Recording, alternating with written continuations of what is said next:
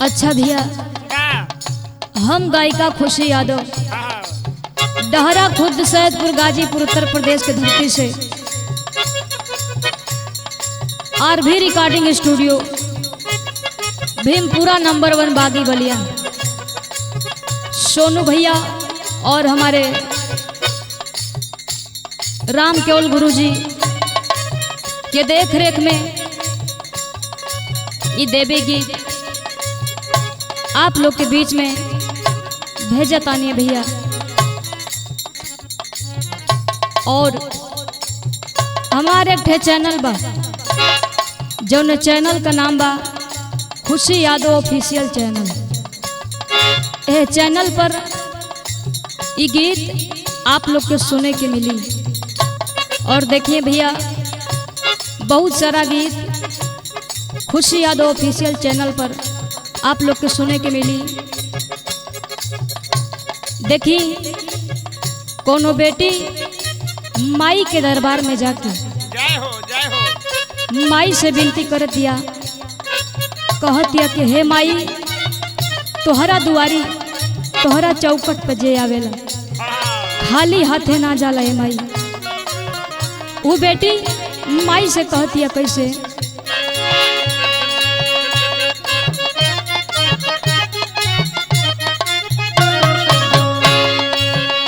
खाली गइल नाही आइल माई जे केहू दुआरिया,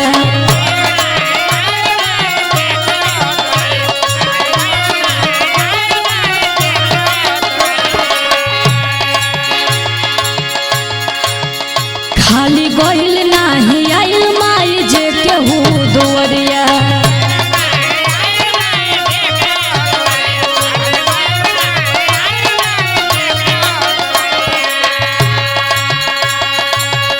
भरल फुलवा से दुखियन के तू ही अचरिया, भरल फुलवा से दुखियन को तू ही अचरिया। खाली गइल नहीं, खाली गइल नहीं आइल माई जे केहू दुआरिया।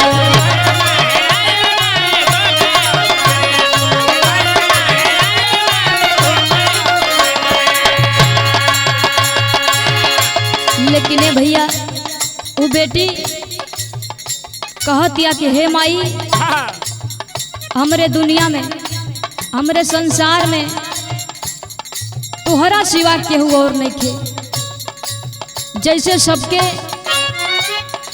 बेड़ा पार करेलू वैसे ही आज एक ठे बेटी का नैया पार लगा दो।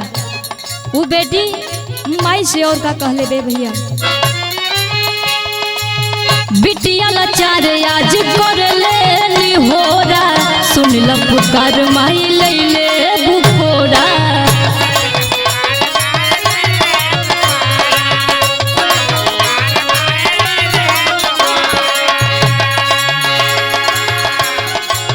बिटिया लाचार आज कर ले होरा, सुन ल पुकार माई लैले बुकोरा।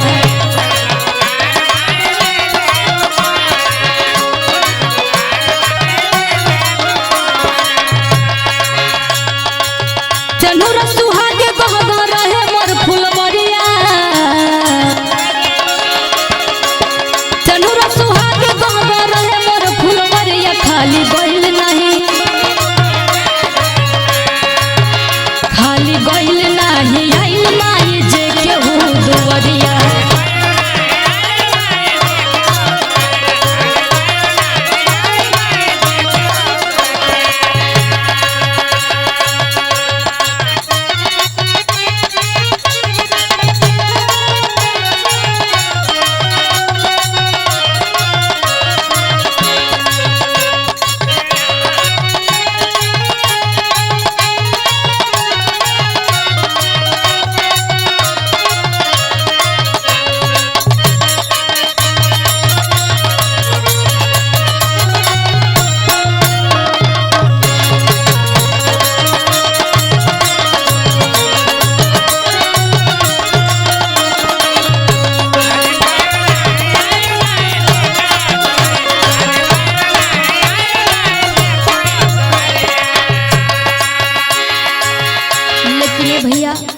बेटी बड़ा प्रेम से बड़ा श्रद्धा से मन लगा के माई के दरबार में गई है, लेकिन माई से और का विनती करतिया।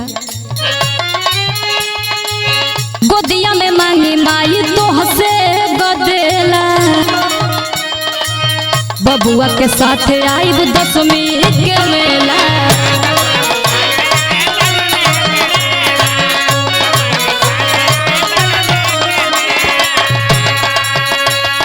वो बेटी कहतिया गोदिया में मांगी माई तो हसे बदेला, बबुआ के साथ आई दशमी के मेला।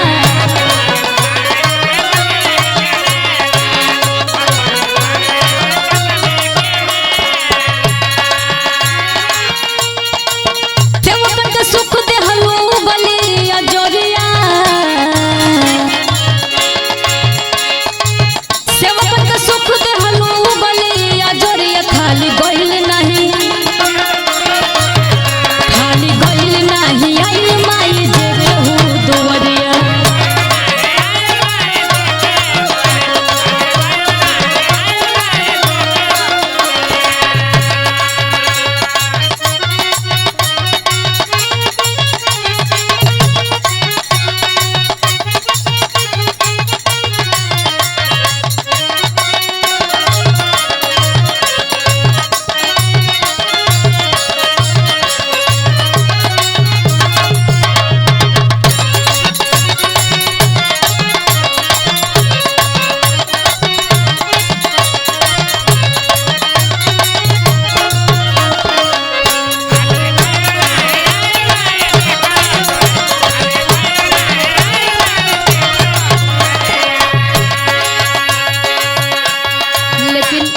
वो बेटी माई से कहतिया कि हे माई, हमरे दुनिया में हमरे संसार में तू ही एक ठे सहारा बाड़ू।